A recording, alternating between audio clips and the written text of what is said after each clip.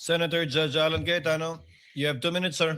You may proceed when you're ready. Mr. Presiding Officer, dear colleagues, susundan ko lang po yung kay Senator Risa, Senator Judge Risa at Senator Judge JV at yung ibang nagtanong sa admission against interest. You stated this already, but just for the record, you viewed the whole video, right? The whole 2-hour video. The November 23, Yes. Sir. Yes. Yeah, that's isang beses, sir. isang beses lang. Yes, sir. Okay. And how many times there has the Vice President made admissions against her interest? No, sir, ang tinutukoy ko pong admissions against interest doon sa November 26, sir. No, sabi mo yung November 23 din na ayaw ng defense gamitin contracted. So yung kinausap is also an admission against her interest, di ba? Di, sir, ang sinasabi ko pong admissions against interest, yung November 26 video po, sir. Na sinasabi niyang totoo yon at hindi niya Yes, sinasabi. sir. Okay. Opo. So doon sa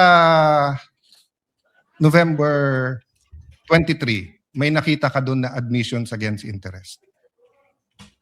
Insofar as I'm concerned, Wala, andun yung grave threat eh. na ni-reiterate niya. Hindi, not reiterate. Siguro para malinaw, in your mind or as a lawyer or as an NBI agent, what is an admission against interest? Yun nga po yung ini-explain ko po kanina. Ito po yung isang bagay na ginawa ng isang tao na Hindi ginawa, sinabi. sinabi Kasi ng, it's admission.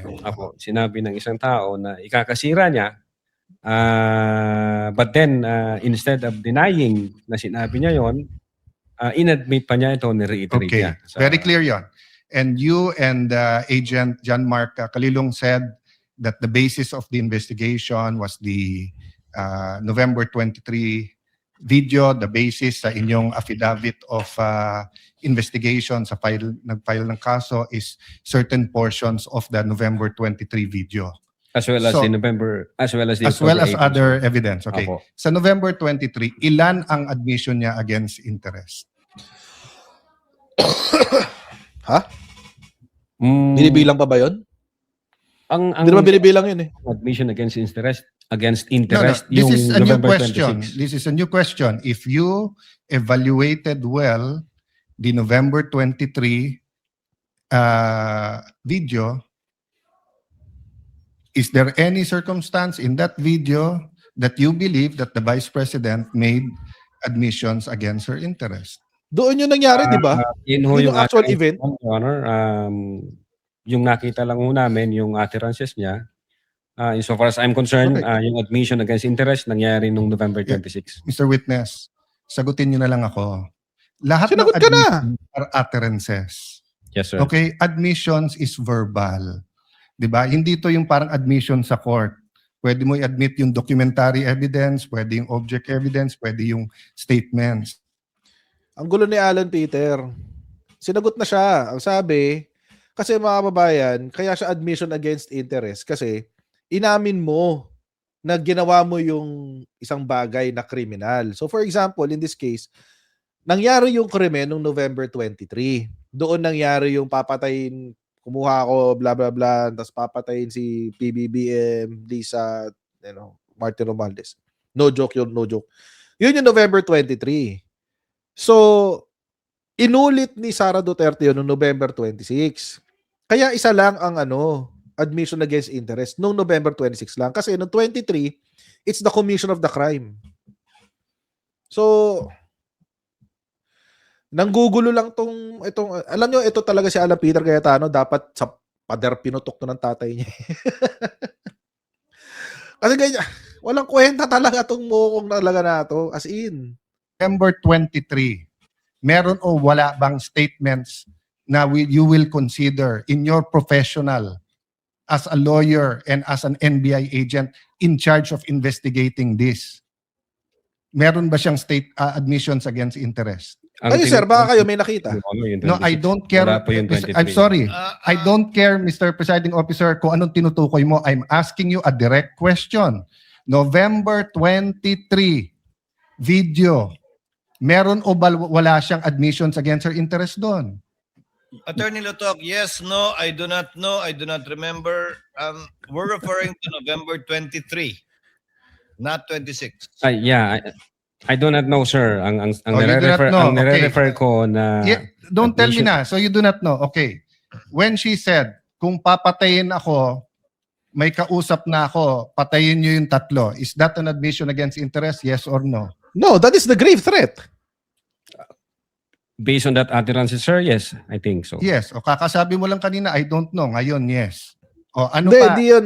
Hindi yan admission against interest. Grave threat yun. Yes. Meron o wala? Or I don't know. Yung utterances na yun, sir, Sir, bukod nga doon. to me, sir, yung utterances na yun, that's admission against Sir, interest. klaro na yon. Tinanong ka na ng presiding officer, sagot mo, I don't know. Tinanong Ano pa kita ng nakaharas to si Alan Peter Cayetano? biglang sasabihin mo na yun utterance na yon. So ang tanong ko na Grabe, ngayon, hinaras niya yung witness, oh. aside from that, Sir, ulitin ko po yung sagot ko.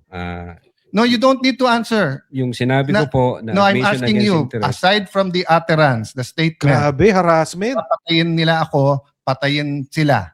Is there any other utterance during in that video that you would consider admission against In so far interest? as I remember, wala na po yun. Wala na, okay.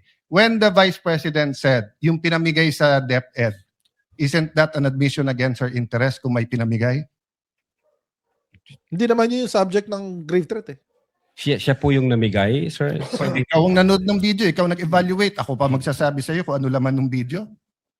Akala ko ba, tinignan nyo ng mabuti yung video? Bakit hindi mo alam yung laman ng video? Hoy, Cheese, awatin mo tong judge mo. Sir, pwede ko pong tingnan yung sinasabi. Awatin niyo. mo tong judge mo. You do not know Hindi what yan covered ng ano. Grave Again, threat. tinignan ko po ang video one time and ang nag-review po ng video yung agent on case. Yes, but you're the agent in charge and you're the one who filed the affidavit. Okay, Yes, sir. next question. Nung sinabing mag-people power, tapos ang sinabi niya, hindi yun yung solusyon. O kung nag-people power, sino magiging presidente? Kung nag-people power at mawawala ang Pangulong Marcos, sino magiging presidente? Siya, sir. O, so hindi ba admission against her interest din? Siguro sa interest niya, maging presidente. Pero ang sinabi niya, Ang layo. Hindi naman yung covered ng grave threat, eh. okay. So I mentioned 3. So my next question, when you have an admission against interest, do you take the whole admission or you can cut it up into parts? Again, Your Honor, yung If my admission against interest is 1 sentence or 1 paragraph or 3 sentences, can you take 1 sentence and say yun lang yung admission and the 2 other sentences are not? Can you divide I think it it up? should be the whole, sir. The whole sentence. So the Yes, whole sentence niya, nung sinabi niyang kung papatayin ako, is pinagbibintangan niya yung tatlo na papatayin siya. So if you say Babalik ka na sa punto mo na yun. you believe it, you also have to believe na papatayin siya nung tatlo. The same thing, if you're going to say na namudmud siya sa DepEd, ang sinabi niya galing sa First Lady yung pera. So you're also going to have to believe that. So if you're going to believe her na yung ibang sinabi is seditious, ngayon sinabi nga niya hindi solusyon ng people power. So as the evaluator, Patayin doy, nasa Malacanang, ang sabi niya. hindi consistent yung evaluation niyo nung video. No, I think yung in so far as people power is concerned, I think sinabi niya yata na, yes ma'am, natutuwa ako dun sa ginagawa niyo. Hindi. You know, Sinabi niya yun. pwede ko pong ulitin. Your Let the Honor. record speak for itself. It's on Yes, sir. page same paragraph nung sinabi niyang papatayan, no? But having said that, Hindi niya pinakita. Ayaw masopla. bakit sa cybercrime ni-refer? Ba't hindi sa anti-terrorism or sinabi mo meron intel group? Bakit sa cybercrime? Your Honor, my cyber aspect po kasi yung violation. Okay. What are the aspects of the alleged threat? One is the cybercrime grave threat. The other one is a possible assassination threat, right? No, Your Honor, yung sinasabi kong my cyber aspect, the utterances was made through Through cyber. And the by, utterance, in accordance with you, constitute grave threat. yes sir. But if she meant it, and if it is true, and if it is accurate, it's also an assassination plot, isn't it? Alam nyo mga kababayan, ako gusto pag nagpa-Senate hearing to si Alan Peter Cayetano, parang gusto ko umattend na resource person para lang mabastos ko siya, ganun. para lang mabastos. Alam ko pakialam ko makukontem ako, makukulong ako gaano katagal diyan sa Senate. Maano lang, baka isa lang ako sa kanya na gago ka kasi. O yung cyber aspect. No, Your Honor. No, diretsong tanong. Hindi no. Anong mas mabigat? It's a direct question. If you were NBI director now or whatever, you were PNP chief, dalawang iniimbestigahan mo, yung cyber aspect na pwedeng cyber libel, pwedeng grave threat, at yung assassination plot, ano mas mabigat sa dalawa? Ano yung prioritize mo? Your Honor, yung Hypothetical yan. is Hypothetical yan. mag-add siya ng 1 degree higher doon sa... So, magdidebate tayo kung anong higher. Papabayaan mo. It's a hypothetical situation. You cannot respond to a hypothetical I'm situation. winding up. The point I want to make, Mr. President, is whether I was the PSC, the Executive Secretary, NBI, or an ordinary citizen, my first concern is wag mapatay ang presidente. Yes, sir. But instead of the NBI director taking it upon himself, giving it to the anti-terrorist or to the intelligence, sa cybercrime binigay. Eh di, Your Honor, pagalitan nyo si, Yung Jaime utterances, Santiago. Yeah. Information and So, communication technology. Kaya may I hope if jurisdiction any on one of my cybercrime colleagues here division. become president, magbago yung attitude ng NBI. Mas importante pala cyber kaso sa buhay ng presidente. Not necessarily, thank you, Your Mr. Honor. President. Noted. Council for respondent is recognized for his recross, if any. Just a few points, Your Honor. You may proceed, sir, when you're ready. So during your testimony, you mentioned that an unsigned document is a mere scrap of paper.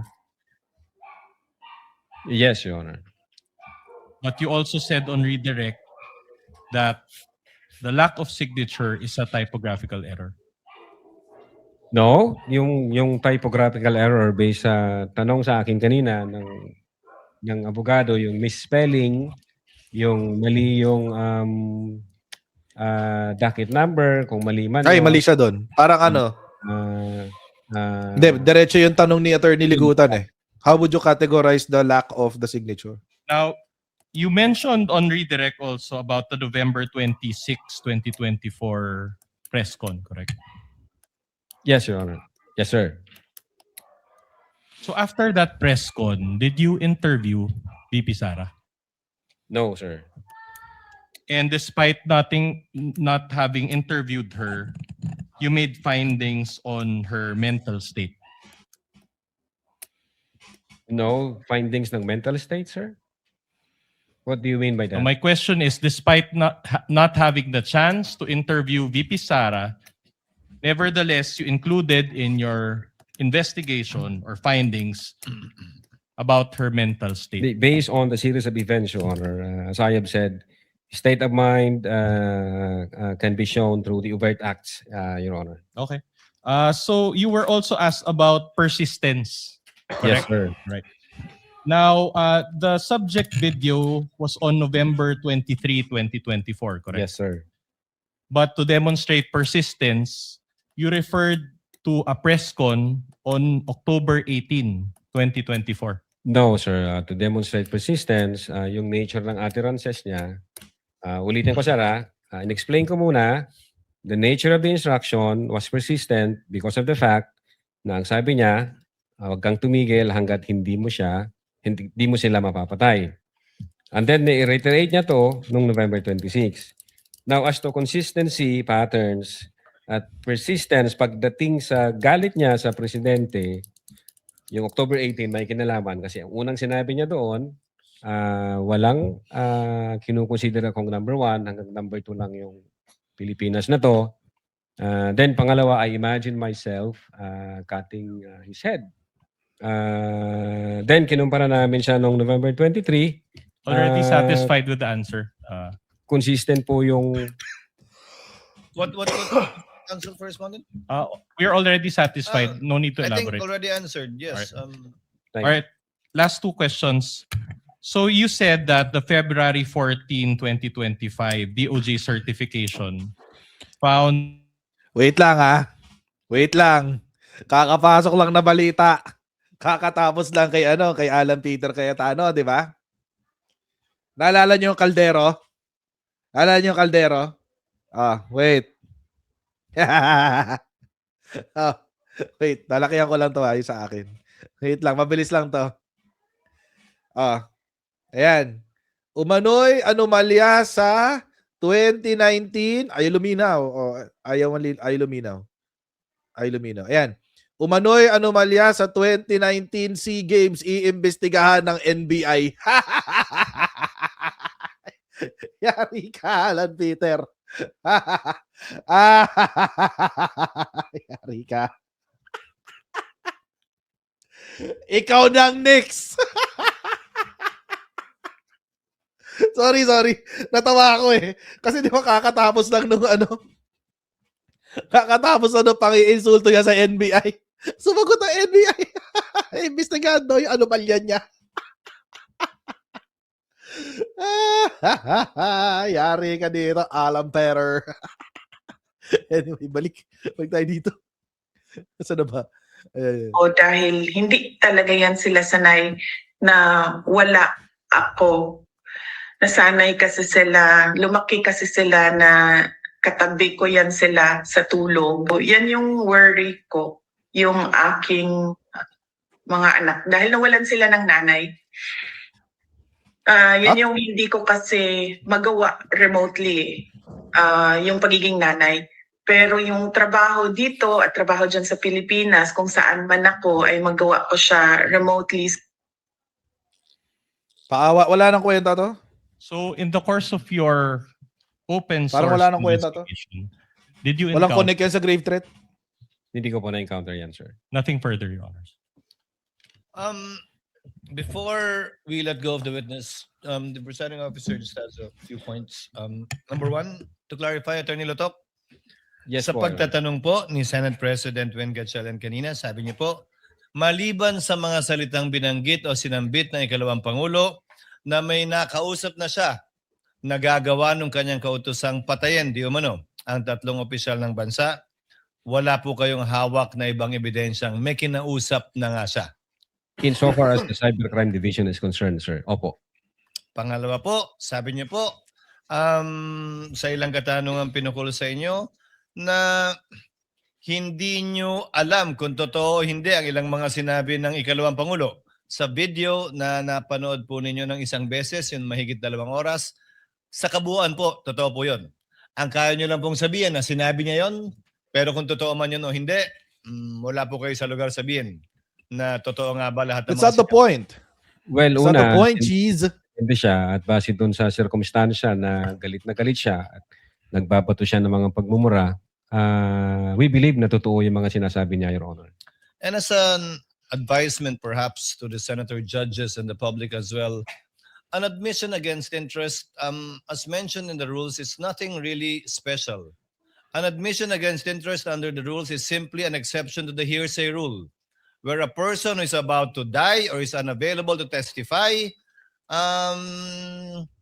his statements against his or her interest may be admitted, testified to by another person, not the weight we seem to be giving admission against interest na parang umami na dahil labag sa interest niya yon. The rules are specific and the purpose also is specific. It is an exception rather to the hearsay rule. If there are no other points or questions to be raised by any of the senator judges, Attorney talagang. Tumabol pa. Sino humabol? Sino Senator humabol? is recognized for his Si intervention. Robin ulit. Nakarante ba ako? You have 2 minutes, sir. Yes, of course, sir. Opo. Kanina po nabanggit kanina ng isang senador na meron pong 2 kaso sa panahon ni Pangulong Rodrigo Roa Duterte na inimbestigahan niyo po, isang 150 million, tsaka ano po yung isa? Ang naalala ko, Your Honor, yung kay Mas yata, yung sa... Hindi ho ako may... Your Honor, hindi ho. Ano ba natin tong hayop na to? I think ibang... Magtatapon na naman to ng ano eh. Although ang Basura eh. Cybercrime Division yata yung nag-file. Pero hindi ako may hawak. Hindi po panahon niyo. Pero ano pong nangyari doon? Na-dismiss po ba yan? Ang alam ko na-dismiss Dismiss yata. sa korte yun. Nagsagawa din po ba sila ng masusing investigasyon? Dismiss sa korte Hindi ko yun. po masasagot. Hindi ho ako nag-imbestiga, Your Honor. Wala po kayong nabalitaan kung gumawa din sila ng masusing investigasyon? Again, Your Honor, kung ibang unit ho ang nagsagawa noon, wala po akong personal knowledge. Opo. Kasi po doon malinaw na mayroong involved na pera. Kasi alam niyo, matagal din po ako nakulong. 3 taon din po ako sa kulungan. Nakasama dyan ng mga hired killers. Katunayan, ito hindi hired killers, nakasama ko din po dyan. Lalala sakit ko dito eh. Katunayan, excuse po sa aking seatmate. Madami po talaga. Pag usapin po kasi ng pera, talagang may threat. Pero sa tingin po ba nyo yung mga nangyari nung November 23, birthday ko pa po yun. Wala kaming pakialam. Sa tingin nyo po ba, walang involved na kahit anong pera dito, walang kahit anong threat pa rin po ba yun? Palagay ninyo? Kasi ang hired That's a killer, statement of pera fact. po yun. Based Yes. on our findings, grave threats, Your Honor, and inciting to sedition. Meron po ba, inciting, okay. Maganda pong pag-usapan yan. Doon po Ala, ba, pagkatapos hindi pa siya po ba tapos. ng November 23 na mga sinabi ng ating Vice Presidente, meron po bang ginawa ang ating taong bayan? Parang gusto ko magwala. Nagbunga po ba ito? Your Honor, ulitin ko po yung sagot ko. In the case of People versus Nabong, hindi ho necessary. Pakisagot na lang po kung yes o no. Tinasagot ka. Naganap Nakarantin na pa lang. pagkilos ang mga tao. Insofar as yung Seditious Act, wala kaming nakita, sir. Wala po. Opo. Meron pa pong isang tanong. May inciting nga eh. Ano ba sa mga naganap na maraming protesta, merong trillion march, merong kung ano-anong march? Nakita niyo po ba doon ang Vice Presidente? Yes or Sa no? lang? maisog, palagi. Kung saan pong protesta, Your Sa Honor? lahat po ng protesta na ganap, Dilawan, Tinklawan, Duterte, ano man po. Meron, sa maisog. Wala akong personal knowledge, sir. Nag-around the world pa siya. Yes or no lang po, Alam ko nakita pa niyo po ba doon? Si Vice Presidente, nagsalita po ba siya? Nagbigay po ba siya ng panahon dyan sa mga yan? Insofar as I'm concerned, wala akong nakita, sir. Wala pong nakita. Okay lang po, maraming salamat po. Thank you, Senator Judge Padilla. Attorney Lutok, you are excused and the court thanks you for your time and cooperation with this impeachment court. Thank you very much, Gusto Your ko Honor. talaga ni Robin. May I ask, good that the Honorable Defensor is standing up. Tomorrow, the subpoena for Attorney Lopez is only for today and tomorrow. The subpoena thus far, yesterday rather, and today. The subpoena for Captain Bello is for no subpoena, but she is scheduled to testify tomorrow. So what is your pleasure, Honorable Defensor? Your Honors, before we proceed any further, the prosecution respectfully requests for a 5-minute recess. Just 5 minutes, Your Honor. For? You can do your thing, Honorable Defensor, while I recognize Senator Judge, with the permission of Senator Judge Cayetano, of course. Maybe they can. Can they do their thing? Yes. I was going to suggest that. I have a question about tomorrow. Maybe the defense can do their huddle while I ask Yes, this exactly the question. point. Tigilan natin ito. Administrative staff na lang yan. Senator Cayetano, Administrative staff na lang yan. Titignan natin bukas kung kung uupo si Lopez. I doubt nauupo siya tomorrow kasi yung subpoena niya lumipas na eh.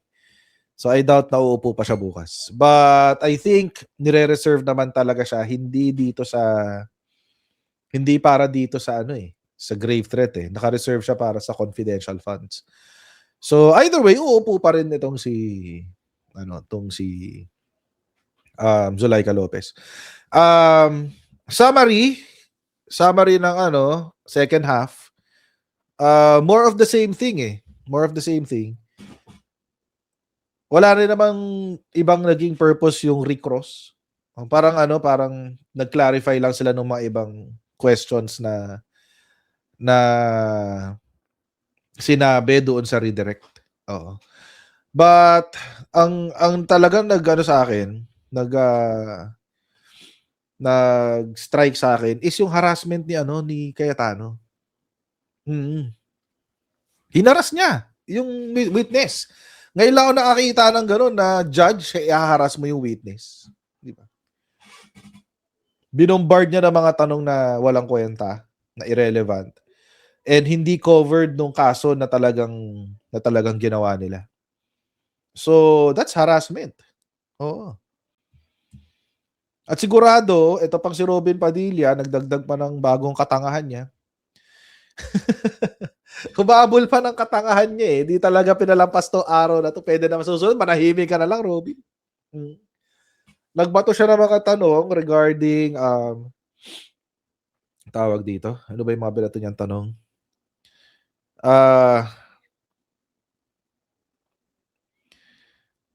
Dito. See, it's so stupid. I even forgot. I mean, hindi siya tumatak sa utak ko.